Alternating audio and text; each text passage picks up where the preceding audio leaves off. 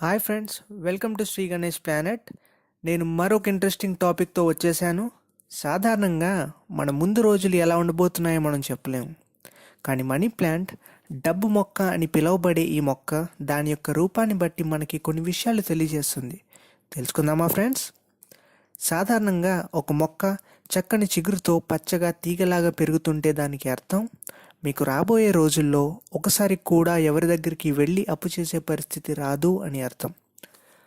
ఒకవేళ money plant పెద్ద పెద్ద ఆకులతో తీగల్లాగా చుట్టుకుని పెద్ద పెద్ద కాడలతో ఉన్నట్లయితే దీనికి అర్థం మీరు అప్పటికే మహాసంపన్నులై ఉంటారు అని తెలియజేస్తుంది.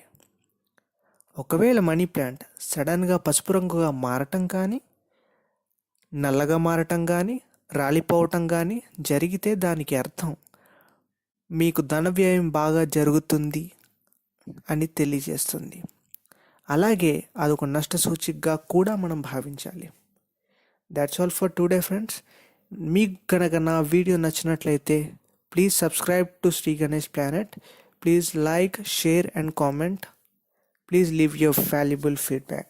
Thank you.